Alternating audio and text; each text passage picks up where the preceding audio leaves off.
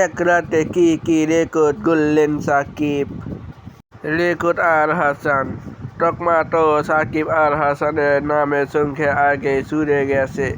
আন্তর্জাতিক ক্রিকেট তো বটাই, বিশ্ব জুড়ে ভিন্ন দেশে সে টি-20 প্রথম শ্রেণীর ক্রিকেট খেলেছেন, সব জায়গাতেই রয়েছে তার রেকর্ড। কেরিয়ান প্রিমিয়ার লিগ সিপিএল ব্যবহৃত ঘূর্ণিতে গত রাতে তিনি করেছেন আরেকটা রেকর্ড।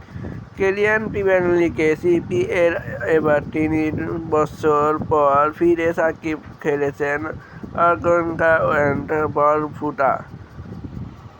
নেভিসের বিপক্ষে 2 ওভারে 11 রান নিয়েছেন 3 উইকেট। ব্যাটিংয়ে 18 বলে 1 চার ও 2 ছক্কায় করেছেন 25 রান। অলরাউন্ডার পারফরম্যান্সে পেয়েছেন ম্যান অব দ্য ম্যাচ পুরস্কার।